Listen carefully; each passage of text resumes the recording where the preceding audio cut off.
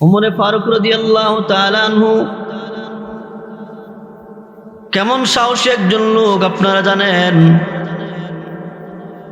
সরকার দো আলম নবী আরবির সাহাবী উমরে ফারুক রাদিয়াল্লাহু তাআলা আনহু এবার বলে, দুজন এই জায়গায় দাঁড়াও, তোমাদের এই ফয়সালাটা আমি ঘর থেকে আসার পর করব। খলিফাতুল মুসলিমিন আমিরুল মুমিনিন ফারুক আজম রাদিয়াল্লাহু তাআলা আনহু ঘরে গেলেন। ঘরে গিয়ে তরবারিটা উঠাইলেন। এই নাঙ্গা তরবারি নিয়া বাহিরে এসে বললেন, যে কোনো বিষয়ের সমস্যার সমাধান মুহাম্মদুর রাসূলুল্লাহ সাল্লাল্লাহু আলাইহি ওয়াসাল্লাম দেওয়ার পরে যার মন মতো হবে না, তার সমস্যার ফয়সালা একমাত্র এই তরবারি। সুবহানাল্লাহ বলেন। এই বলে তরবারি দিয়া উমরে ফারুক রাদিয়াল্লাহু তাআলা আনহু আঘাত করলেন। ওই মুসলিম লোকটিকে মস্তক আলগা করে ফেললেন, দেহ থেকে মস্তক আলগা করে ফেললেন, মাথা আলগা করে ফেললেন।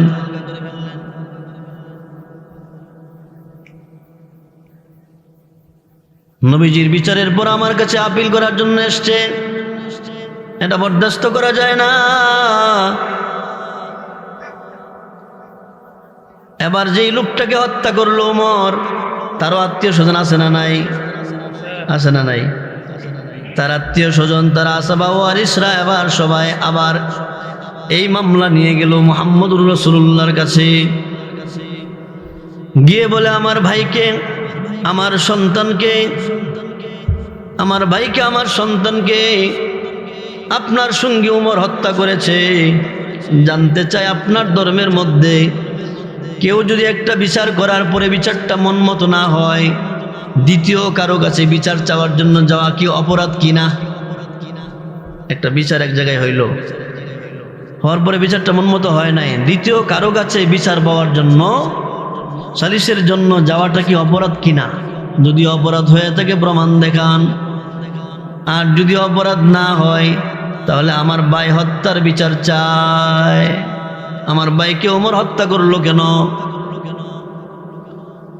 নবী করিম সাল্লাল্লাহু আলাইহি ওয়াসাল্লাম চিন্তায় পড়ে যান।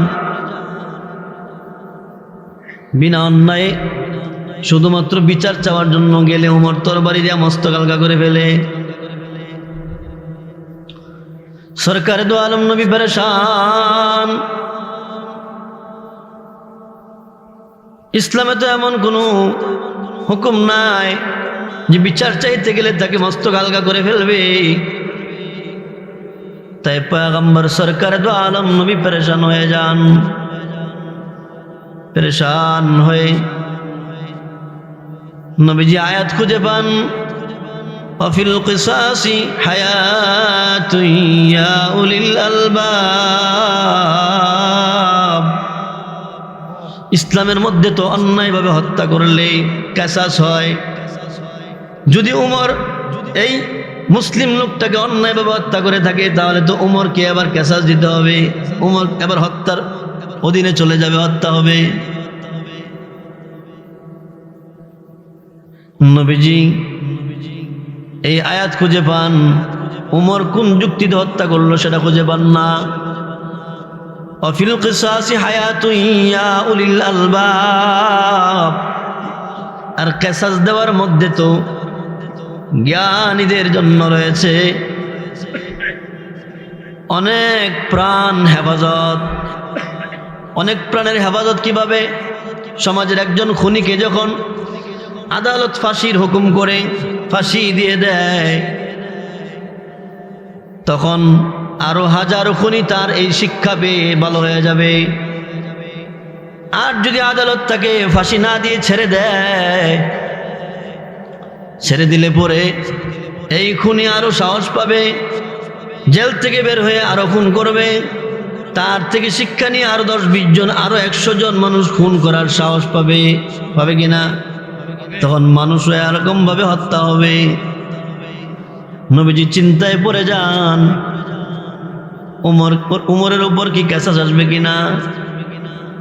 অথচ উমর তো সেই উমর, যেই উমরকে আমি আল্লাহর কাছে বিশেষ দোয়ার মাধ্যমে মুসলমান বানিয়েছি।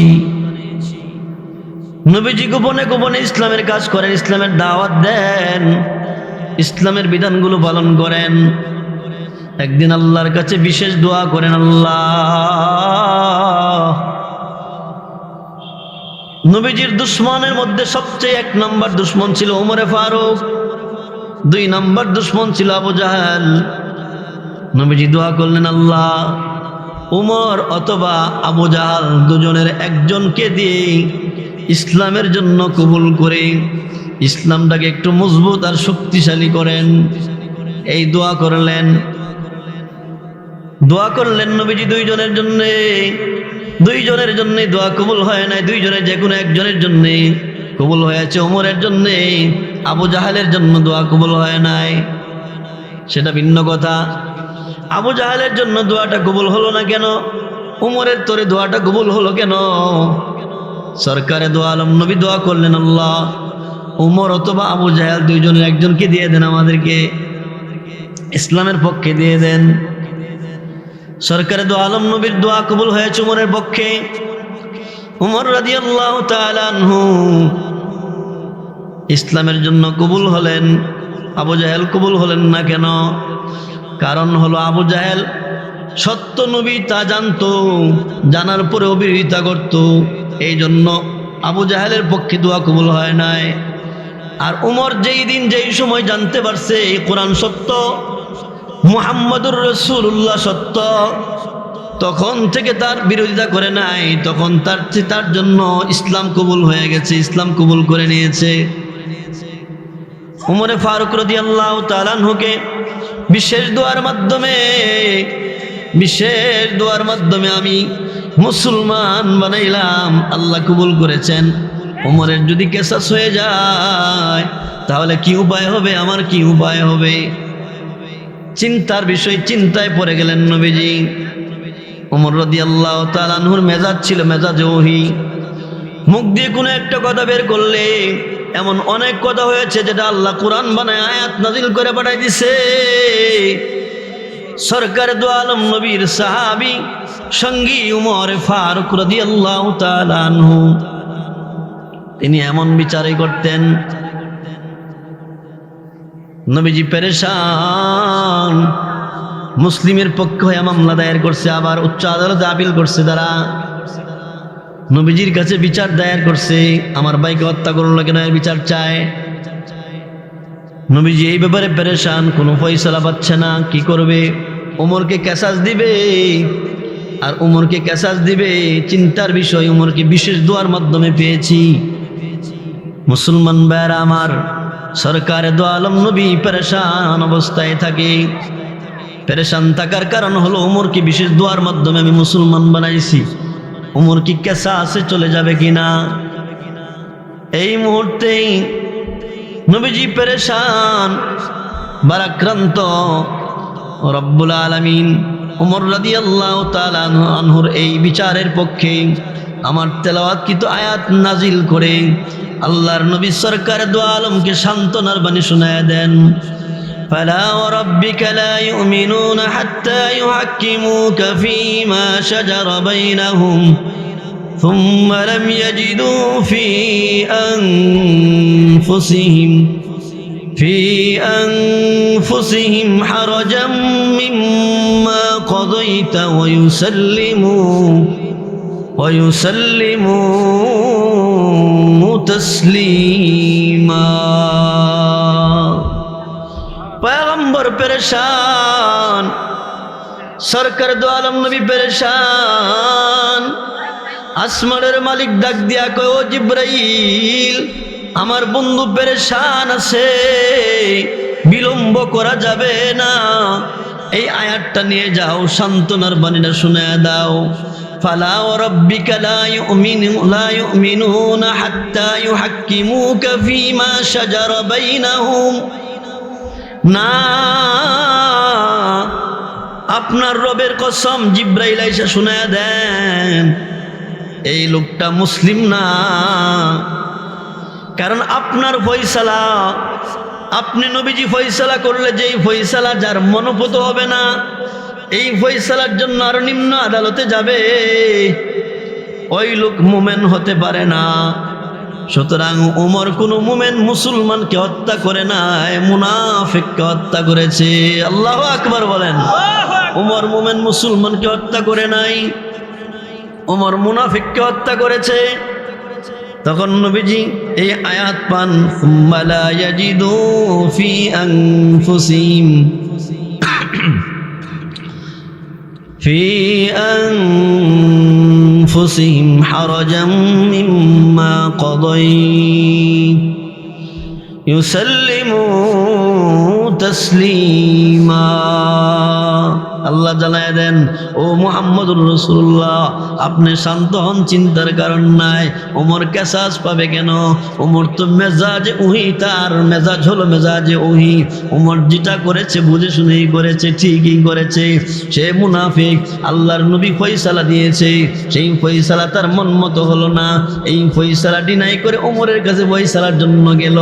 ইহুদি মুহাম্মদুর রাসূলুল্লাহকেও বিচারক হিসেবে মানলো, ওমরকেও বিচারক হিসেবে মানলো। সে কেমন মুসলমান? মুহাম্মদুর রাসূলুল্লাহর বিচারকে তার মনোভূত হয় নাই।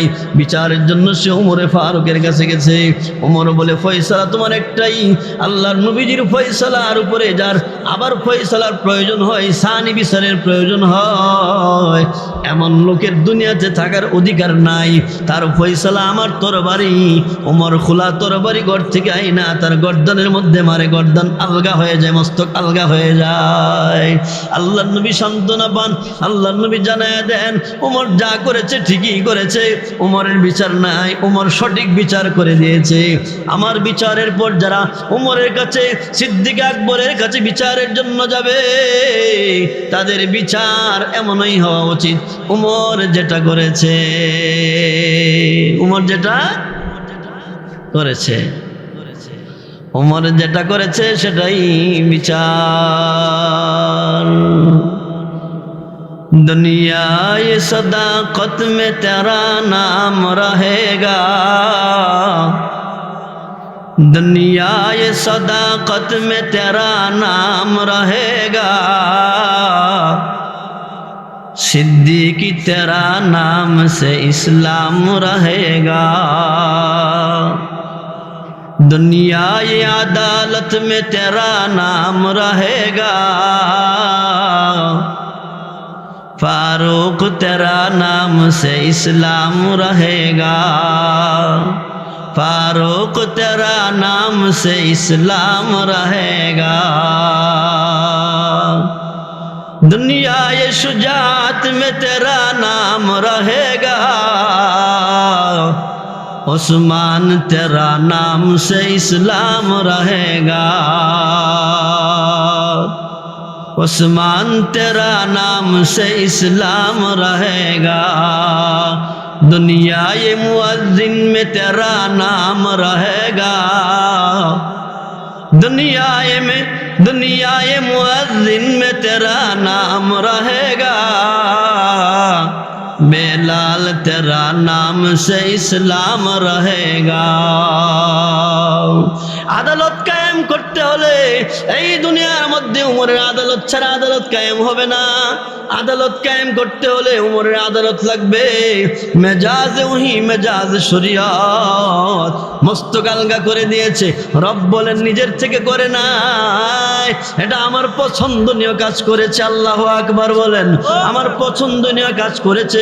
কেমন মুসলিম সে, মুসলিম পরিচয় দেয়, আবার ইহুদি মুহাম্মদুর রাসূলুল্লাহকে বিচারক মানতে পারে, উমরে ফারুককে বিচারক মানতে পারে, কিন্তু তার মতো মুসলিম পরিচয় মুসলিম, আসলে মুসলিম নয়, মুনাফিক। সে মুহাম্মদুর রাসূলুল্লাহর বিচার তার মনপুত হয় নাই। ওমরে ফারুকের কাছে গেছে, ওমর কি বিচার করবে? ও পয়গম্বর, ফালা ওয়া রাব্বিকা লা ইউমিনুনা হাত্তা ইউহাক্কিমুকা ফীমা শাজারা বাইনাহুম। এই দুইজনের মধ্যে যে ঝগড়া হয়েছে, এই দুইজনের মধ্যে যে ঝগড়া হয়েছে, এই ফয়সালার জন্য তারা যখন ওমরের কাছে গেছে, ওমরের কাছে গেছে, আর এই লোকটাকে আপনি মুসলিম ভাবছেন, মুসলিমকে ওমর হত্যা করেছে? না না না, মুনাফিককে হত্যা করেছে। আর এই মুনাফিক আপনার বিচারকে ডিনাই করে ওমরের কাছে গিয়েছে। ওমর যা করেছে সঠিক করেছে। ওমরের বিরুদ্ধে আপনার আর কোনো চিন্তার প্রয়োজন নাই, টেনশনের প্রয়োজন নাই। সুবহানাল্লাহ। মুসলমান ভাইরা আমার, উমর ফারুক রাদিয়াল্লাহু তাআলা আনহু খলিফাতুল মুসলিমিন, নবীর ইন্তেকালের পর, সরকারে দু আলমের ইন্তেকালের পর 2 বছর খলিফা ছিলেন সিদ্দিক আকবর। আকবরের ইন্তেকালের পরে উমর ফারুক রাদিয়াল্লাহু তাআলা আনহু খলিফা হন। উমর ফারুক রাদিয়াল্লাহু তাআলা আনহুর খেলাফতকালে অর্ধজাহান শাসন করেছেন। ওমর তো সেই ওমর যিনি কোনো রাস্তা দিয়ে গেলে ওই রাস্তা দিয়ে শয়তান হাঁটতো না, শয়তান অন্য রাস্তায় ট্রান্সফার হইতো। সুবহানাল্লাহ। শয়তানও ভয় পাইতো। উমর আসে উমর। ওমর খলিফা, প্রধানমন্ত্রী, মিশরের গভর্নর আমর ইবনুল আস রাদিয়াল্লাহু তাআলা আনহু মিশরের গভর্নর থাকা অবস্থায় একজন যুবক ছেলে আয়েশা মদিনায় আসছে। মদিনায় এসে সরকারে দু আলমের খলিফা ফারুকে আজমের কাছে নালিশ করেছে, মামলা দায়ের করেছে। ও খলিফাতুল মুসলিমিন, আমিরুল মুমিনিন উমর ফারুক, আমি মিশরের মধ্যে দৌড় প্রতিযোগিতা দিয়েছি। সেই দৌড় প্রতিযোগিতা দিয়েছি সেখানকার গভর্নর আমর ইবনুল আসের ছেলে আব্দুল্লাহর সঙ্গে। আমি দৌড় প্রতিযোগিতায় জয়লাভ করেছি, বিজয়ী হয়েছি। দৌড় প্রতিযোগিতা বলেন না, দৌড় দিছে আর কি, একজন জয় হয়েছে। যে ছেলেটা, সে প্রতিযোগিতা দিয়েছে আমর ইবনুল আসের ছেলে, গভর্নরের ছেলের সাথে। দৌড় না পারলে তো গভর্নরের ছেলে ফেল হইতে পারে, কি বলেন? নাকি ফাঁস হইতে হইব জরুরি? আমাদের দেশের গভর্নরের ছেলে লেনে ফাঁস হইতে হবে যে কোনোভাবে। মিস হইল কি হইতে হইব? ফাঁস হইতে হয়। ফাঁস করার পরে গভর্নরের ছেলে যখন ফেল করে ফেলল, তার আত্মমর্যাদা আঘাত লাগছে। আমি গভর্নরের ছেলে, আমি ফেল করব। সে তাকে চাবক দ্বারা মারছে। তুই ফাঁস করলি কেন? চাবক দ্বারা পাল্টা প্রতি উত্তর না নিয়ে, প্রতিশোধ না নিয়ে চলে আসলো মদিনায়। মিশর থেকে বাইপুরসি মদিনায় চলে আসলো খলিফার কাছে। খলিফা, একটা মামলা নিয়ে আসছি। কি মামলা? আমি আপনার গভর্নরের ছেলের সঙ্গে দৌড় প্রতিযোগিতা দিয়েছি, আমি জয়লাভ করেছি। কেন জয়লাভ করলাম? আমি আমাকে চাবক দ্বারা আঘাত করেছে, বেত্রাঘাত করেছে। ঘটনা সত্যি এমনই? কয় এমনই হুজুর। তাকে জিজ্ঞাসা করতে পারেন। খলিফাতুল মুসলিমিন উমর ফারুক রাদিয়াল্লাহু তাআলা আনহু ডাকাইলেন, গভর্নরের ছেলেকে ডাকাইলেন। আপনি আসেন আপনার ছেলেকে নিয়ে। গভর্নরকে ডাকাইলেন, আপনার ছেলেকে নিয়ে আপনি আসেন। গভর্নরের ভিতরে কাঁপুনি শুরু হয়ে গেছে। কোন অপরাধ করলাম না জানি। খলিফা ডাকলেন, প্রধানমন্ত্রী ডাকলেন, তার কাছে যেতে হবে। আপনি একা আসলে হবে না, আপনার ছেলেকে নিয়ে আসতে হবে।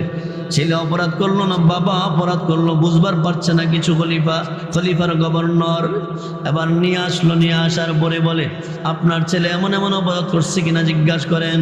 সে বলে, হ্যাঁ আমি এমন অপরাধ করেছি। এবার ওমর ফারুক রাদিয়াল্লাহু তাআলা আনহু চাবকটা এবার ওই যুবকের হাতে উঠাইয়া দিলেন। রে যুবক, তোমাকে যতটা বেত্রাঘাত করেছে, তুমি আমাদের এই মজমার সামনে তুমি আমার গভর্নরের ছেলের পিঠের মধ্যে এতটা বেত লাগাও। সুবহানাল্লাহ বলেন না কেন? এমন উমর তো এমন উমর, দুনিয়ায়ে আদালত মে তেরা নাম রহেগা, दुनियाए अदालत में तेरा नाम रहेगा। এই জন্য বলা হয় আদালত কায়েম করা হবে, উমরের নাম থাকবে না, এটা হতে পারে না। ফারুক তেরা নাম সে ইসলাম रहेगा, दुनियाए अदालत में तेरा नाम रहेगा, फारूक तेरा नाम से इस्लाम रहेगा। খলিফাতুল মুসলিমিন উমর ফারুক রাদিয়াল্লাহু তাআলা আনহু 11 জন সন্তান, ছেলে ছিল 11 ছেলে। আরেক বর্ণনায় আসছে 11 ছেলে না, ছেলে ছিল 13 জন। কতজন? ঘুমাই গেছেন কেন কি আপনারা? 13 ছেলে। এক ছেলের নাম আব্দুর রহমান। নাম কি? আব্দুর রহমান। আব্দুর রহমান একবার সে মিশরে থাকে। মিশরে আব্দুর রহমান মদ পান করেছে। মদ হালাল না হারাম? মাদক দ্রব্য হালাল না হারাম? যারা খায় তাদের জন্য শুধু হারাম, নাকি যারা এলাকার মধ্যে গোপনে বিক্রি করে ব্যবসা করে এটাও হারাম? এটাও হারাম। মাদকের বিরুদ্ধে সজাগ থাকতে হবে সবার। আল্লাহ তাআলা সুস্পষ্টভাবে আরাম করে দিয়েছেন। প্রতিটা এলাকায় খবর নিয়ে দেখা যায় কিছু যুবকেরা গোপনে গোপনে এই ব্যবসাগুলো করে, আর এগুলা থেকে মারামারি কাটাকাটির সৃষ্টি হয় কি হয় না? মারামারি কাটাকাটির সৃষ্টি হয়। একজনে কম দামে বেচে, আরেকজনে বেশি দামে বেচে, এই লাগালাগি শুরু হয়। একজনকে দাম বেশি রাখে, আরেকজনকে কম রাখে, পরে জানতে পারে এসে বাড়িতে হামলা করে, পরে এই কুন্দল আর দ্বন্দ্বটা পুরো এলাকার মধ্যে ছড়ায় কিনা সমাজের মধ্যে আছে না নাই? মুসলমান ভাইরা আমার, খলিফাতুল মুসলিমিন উমর ফারুক রাদিয়াল্লাহু তাআলা আনহুর ছেলে মদ খাইছে মিশরের জমিনে। এটা ধরা পড়ছে গভর্নরের কাছে। গভর্নর হলো আমর ইবনুল আস রাদিয়াল্লাহু তাআলা আনহু। গভর্নর তাকে, এক বর্ণনায় আসছে 40টা বেত লাগাত করছে, আরেক বর্ণনায় আসছে 80টা বেত লাগাইছে। প্রধানমন্ত্রীর ছেলেরে 40টা বেত লাগাইছে একজন গভর্নরে। ধরেন আমাদের সমাজে ডিসি, প্রধানমন্ত্রীর ছেলে মনে করেন নরসিংদী থাকে, নরসিংদীর ডিসি মহোদয় যে কোনো একটা অপরাধে তাকে 40টা বেত লাগাইছে। এই ডিসির চাকরি বাংলাদেশে থাকবে? হ্যাঁ, থাকার কথা। আর আমাদের দেশের ওই ডিসি মহোদয়ের এই সাহস, এই সৎসাহস হবে বলে মনে করেন? আছে বলে মনে করেন? আমার প্রধানমন্ত্রীর ছেলে অন্যায় করলেও সে আমার কাছে ছাড় পাবে না, সেও বিচারের আওতায় আসতে হবে, এমন ডিসি, এমন সাহসওয়ালা ডিসি বাংলার বুকে আছে? নাই। আমর ইবনুল আস তাকে ডাইকে বেত্রাঘাত করে। সব জমানায় চাটকার কিছু থাকে। একজন লোক বিষয়টা জানতে পাইরা খলিফাতুল মুসলিমিন আমিরুল মুমিনিনের কাছে মদিনাতুল মুনাওয়ারায় চলে আসে কথাটা লাগাইবার জন্য, যাতে একটু বাবা পায়। হুজুর, খলিফাতুল মুসলিমিন আমিরুল মুমিনিন উমর, আপনার ছেলে সামান্য একটু মদ পান করার কারণে আপনার নিযুক্ত গভর্নর আমর ইবনুল আস তাকে 40টা মতান্তরে 80টা বেত্রাঘাত করেছে। ও খলিফাতুল মুসলিমিন, আমি টাকা আপনাকে জানাইলাম। সে ভাবছে উল্টা গভর্নরের বিরুদ্ধে অ্যাকশন নিবে। কিছু লোক আছে না এরকম কথা পাচার করে, গভর্নরের বিরুদ্ধে অ্যাকশন নেবে। ওমর বলে ঠিক আছে। ওমর রাদিয়াল্লাহু তাআলা আনহু খলিফাতুল মুসলিমিন, প্রধানমন্ত্রী, তিনি দুধ পাঠাইলেন ছেলেকে ডাকে আনার জন্য। আব্দুর রহমান, তাড়াতাড়ি মদিনায় আসবে। আমার সংবাদ পাওয়া মাত্র আব্দুর রহমানের কাছে সংবাদ গেল এই মর্মে, বাবাজান সংবাদ পাঠাইছে মদিনায় যাওয়ার জন্য, মদিনায় আসবে। সংবাদ কানে পৌঁছা মাত্র আব্দুর রহমান বুঝে ফেলল মিশরের গভর্নরের হাতে তো মাইর খাইলাম, ওই এবার মদিনায় যাও বুঝি মাইর খেতে হবে। নেককারের সন্তান, খলিফার সন্তান, সাহাবীর সন্তান, সে জানে না বাবার মেজাজটা কেমন। মিশরের মায়ের খাওয়া বুঝি শেষ হয় নাই, মদিনায় গিয়া আরেক চোখ খাইতে হইব। কথা বোঝেন নাই? মদিনায় গিয়া বাপের কাছ থেকে মায়ের খাইতে হইব। কিন্তু আসছি, গভর্নর আসছে, আব্দুর রহমান আসছে মজমার মধ্যে। এবার ওমর ফারুক রাদিয়াল্লাহু তাআলা আনহু তাকে বেত নিয়ে আরো কিছু পিটা দিল, বেত্রাঘাত করলো। জিজ্ঞাসা করা হয়, এই মদ পানের বিচার তো হয়ে গেছে, আপনি আবার তাকে কেন মারলেন?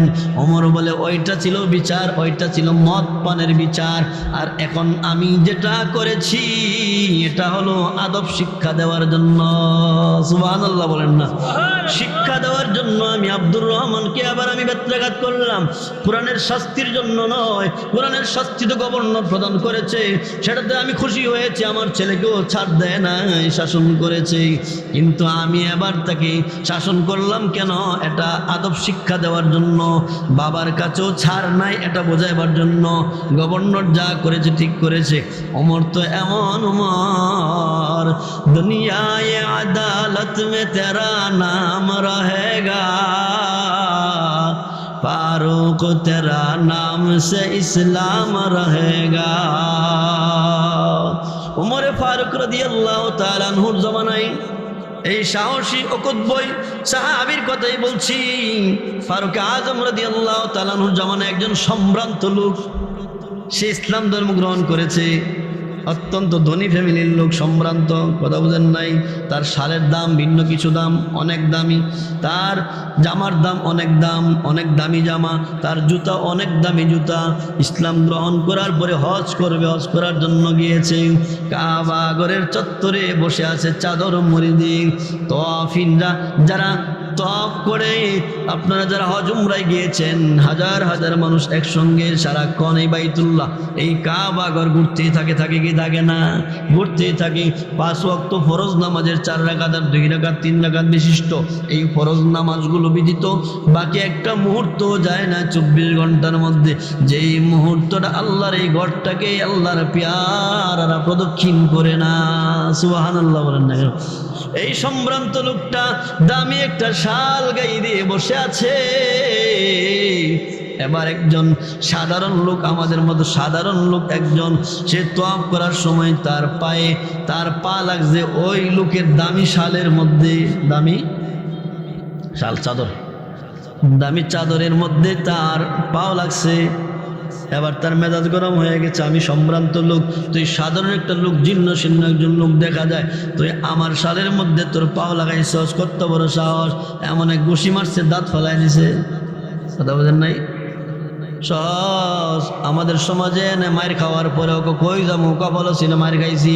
আমরা নরম বাড়ির মানুষ, আমাদের জ্ঞাতি গোষ্ঠী নাই, আমাদের যুবক পোলাপান নাই, আমার ছেলে সংখ্যা কম, এরকম বইলা চুপে চাপে ঘরের মধ্যে বৈশে 1-2 দিন কান্নাকাটি করে হজম করে নেই। আমাদের সমাজের অবস্থা, কারণ জানে বিচার চাইলেও বিচার পাওয়া যাবে না, বা মামলা করমু, এই মামলার কোনো বিচার হবে না, বরঞ্চ উকিলকে টাকা দিতে দিতে টাকা শেষ হয়ে যাবে, ঠিক কিনা?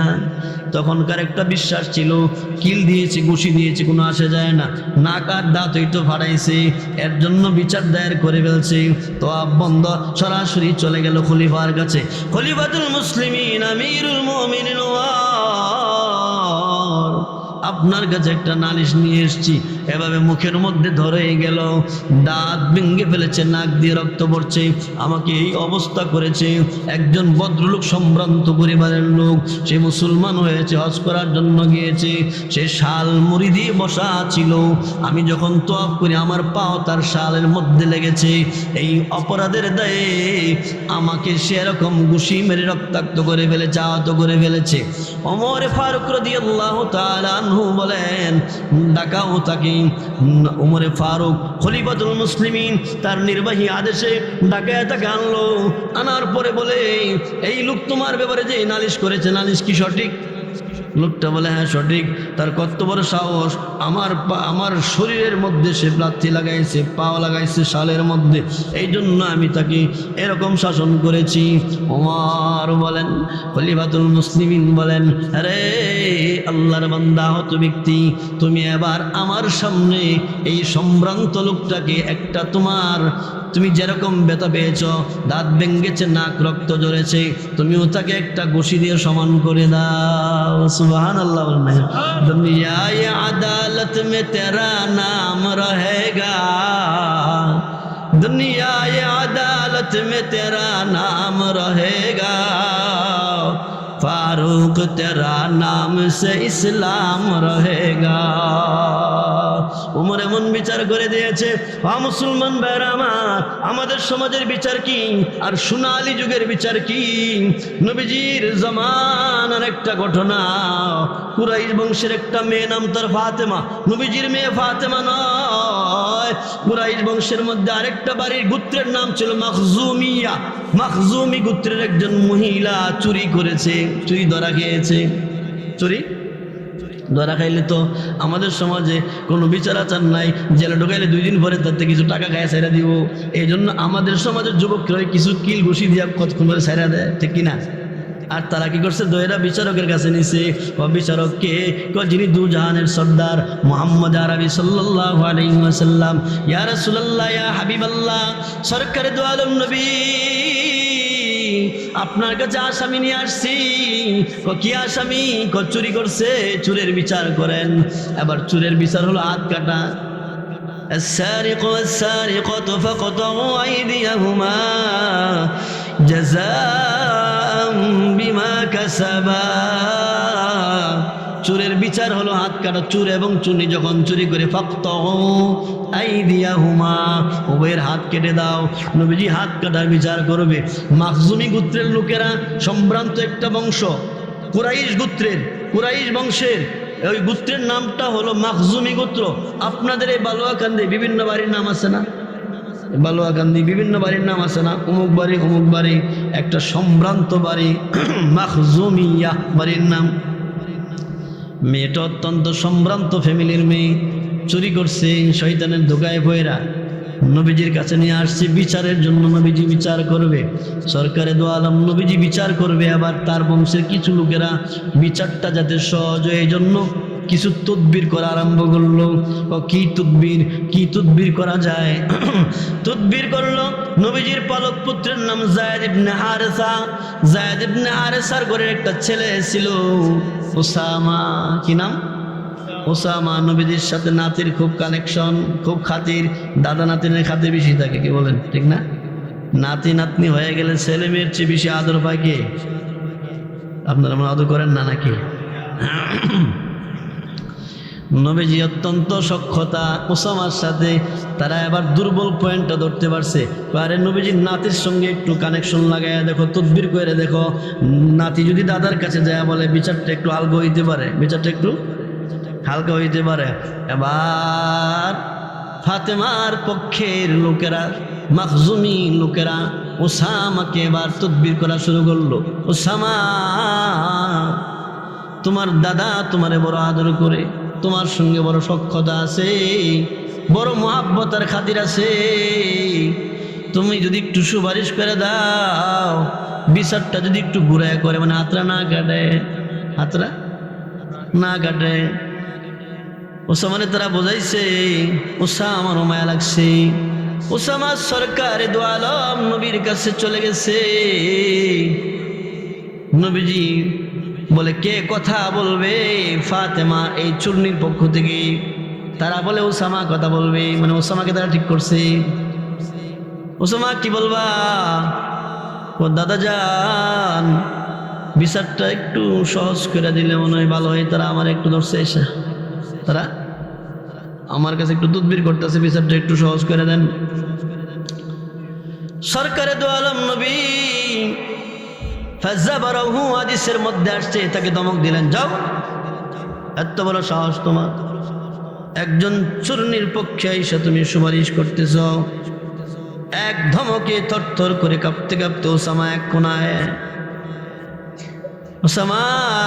কোনায় চলে গেছে। সরকারে দো আলম নবী কয়, বনি ইসরাইল ভাইস, বনি ইসরাইলের লোকেরা এমন করতো, যদি তাদের কোনো শরীফ ভদ্র সম্ভ্রান্ত ফ্যামিলির লোক চুরি করত, তাইলে তারা হাত কাটতো না, তারা বিচার ঘুরায় দিত। আর যদি কোনো নিম্ন বংশের নিচু ফ্যামিলির লোকেরা চুরি করত, তাইলে তার হাত কেটে দিত। এরকম উপযুক্ত বিচার করত। এটা বনি ইসরাইল না। সুতরাং শুধু তাই নয়, উপস্থিত জনতাকে জমায়েত করে সরকার দো আলম নবী ভাষণ দেয়, ওয়াল্লাহি লাউ সারাকাত ফাতিমাতা বিনতা মুহাম্মাদিন লাকাতাতু ইয়াদাহা। রে উপস্থিত জনতা, শুধু এই মাখজুমি গোত্রের ফাতেমা কেন, যদি স্বয়ং আমার কলিজার টুকরা ফাতেমা বিনতে মুহাম্মদ যদি আজকে চুরি করত, তাহলে আল্লাহর কসম করে বলি লাকাতাতু ইয়াদাহা, আমি ফাতেমার হাত কেটে দিতাম। আল্লাহু আকবার বলেন না? নবীজি বলেন, আমার কলিজার টুকরা, যারা আমি সবচাইতে বেশি ভালোবাসি, যার সাথে আমার সবচাইতে বেশি অন্তরের টান, আমার কলিজার টুকরাটাও যদি চুরি করে ফেলতো, তাহলে আমি তাকেও হত্যা করে তার হাত কেটে ফেলতাম। সুতরাং মাখজুমি গোত্রের ফাতেমাকে, আমার ফাতেমাও যদি চুরি করত, সেও আমার থেকে ছাড়া পাইতো না। ও মুসলমান ভাই, চুরি আছে না নাই আমাদের দেশে? বড়লোক চুরি করলে চুরি বলা যায় না, অফিস আদালতে চুরি করলে চুরি বলা যায় না আমাদের দেশে। এমপি চুরি করলে চুরি বলা যায় না, মন্ত্রী চুরি করলে চুরি বলা যায় না। কি বলে গো? অর্থ পাচার। কি বলে বলেন? অর্থ পাচার করেছে, অর্থ পাচার করেছে। এত হাজার কোটি টাকা আমেরিকায়, এটি চুরি না? আর গরিব মানুষ, খাওয়ার কিছু নাই, সে অলস কাজ করতেও পছন্দ করে না। বাদাইম্মা টাইপের লোক মসজিদে গিয়া দেখে কোন জুতাটা বেশি বালা। নতুন একটা জুতা আনতে পারলে হাসনাবাদ স্টেশন অথবা নরসিংদী স্টেশন নিয়ে এটা বিক্রি করবে 50 টাকা। বিক্রি করে হয়তো বা 2টা নান রুটি খাইব। পেটের দায়ে বাদাইম্মা হওয়ার কারণে শয়তানের দোকায় পয়রা চুরি করে, তারে যদি আমরা ধরতে পারি জন্মের দেওয়া দিয়ে আরো আধা ঘন্টা জানি দেয় না যে জীবনে কেউ একটা কিউ দিয়ে অভ্যাস নাই, সে দেয় না, কারণ সে চোর। আমাদের সমাজের মধ্যে চোর মনে করা হয় একমাত্র গরিব বা নিম্ন শ্রেণীর দুর্বল, যারা চুরি করে অল্প স্বল্প, এটা চোর। হাজার হাজার কোটি টাকা বিদেশ পাচার করে নিয়ে যায়, এটা চোর নয়, অর্থ পাচার বলা হয়। মুসলমান ভাইরা আমার, আল্লাহর নবী বিশ্ব নবী রাহমাতুল লিল আলামিন উমরের ফয়সালা নিয়ে, উমরের গর্দান উড়ায়া দেওয়া নিয়ে যে পেরেশান আর চিন্তিত ছিলেন, এই বিষয়ে আল্লাহ তাআলা সমাধান দিলেন। বিচার ব্যবস্থা এমনই হইব, সরকারের দু আলমের হাতে গোড়া সাহাবী সিদ্দিক আকবর, হাতে গোড়া সাহাবী উমরে ফারুক, উসমান, আলী। মুসলমান ভাইরা আমার, আল্লাহর নবীজি বলেন বিচারক 3 প্রকার। আল কুযাতু সালাসা, ওয়াহিদুন ফিল জান্নাতি ওয়া ইসনানি ফিন নার। ও সমাজের ওয়ার্ডের মেম্বার, গড়ের মেম্বার, ফ্যামিলির একজন মেম্বার থাকে, 10 জন সদস্য থাকে, এর মধ্যে বাবা মেম্বার, বাবা প্রধান মেম্বার, বাবা সংসারটা পরিচালনা করে। আপনার একটা খান বাড়ি, মিয়া বাড়ি, বুইয়া বাড়ি আছে, ওই বাড়িরও একজন মুরব্বী থাকে, যে কোনো বিচার আছে সে করে কি করে না? প্রত্যেকটা মাতাব্বরকে কান খুলে শুনে রাখা উচিত। আল্লাহর পয়গম্বর বলেন আল কুযাতু সালাসা, বিচারক 3 প্রকার। বিচারক কয় প্রকার বলেন? 3 প্রকার। 1 প্রকার ওয়াহিদুন ফিল জান্নাহ, 1 প্রকার জান্নাতি, ওয়াসনানি ফিন্নার, আর 2 প্রকার বিচারক জাহান্নামী। ফাআম্মাল্লাযী ফিল জান্নাহ, যে প্রকার বিচারক জান্নাতি হবে, জান্নাতে যাবে। পয়গম্বর বলেন জান্নাতি বিচারক কে হবে রে? ওয়া আরাফাল হাক্কা ওয়া কাযা বিহি, দরবারের মধ্যে বৈশা ইসলামের নিয়ম অনুযায়ী সাক্ষী তলব করছে।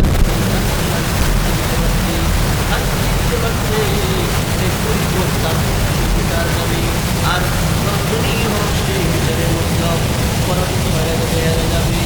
এরকম হকটা জানতে পারছে, হকটা অনুসন্ধান কইরা তদন্ত কইরা বের করতে পারছে,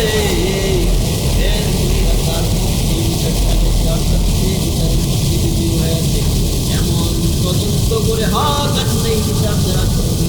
আল্লাহর পয়গম্বর বলেন এমন বিচারক বিচারক হোক, যে খানবাসীর মিয়া বালিয়া বিচারক হোক, যে ওয়ার্ডের মেম্বার হোক, যে চেয়ারম্যান হোক, এক থানার এমপি হোক, ব্যক্তি হোক, ওসি হোক, প্রত্যেকটা সেক্টরে যারা বিচার করে জজ হতে হোক না কেন, বিচারকদেরকে আল্লাহ তারা জান্নাত ওয়াদা করেছে। সুবহানাল্লাহ। আর 2 বিচারক যারা জাহান্নামী, তারা কারা? 2 নম্বর পয়গম্বর বলেন রাজুলুন আরাফাল হাক্কা, হক জানছে, এবং তার হুকুমের মধ্যে অন্যায় কিন্তু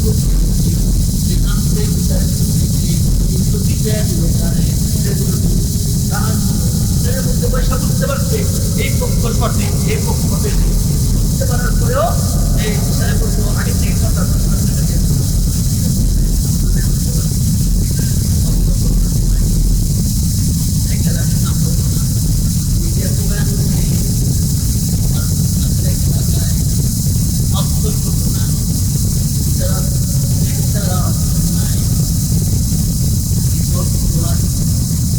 Got it.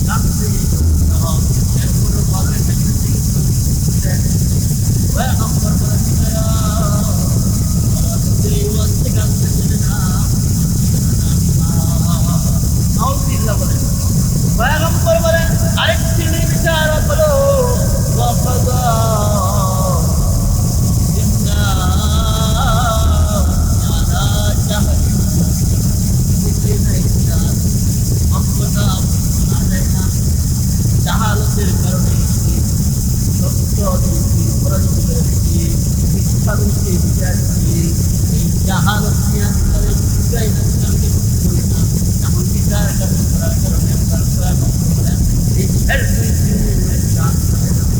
নাউজুবিল্লাহ বলেন।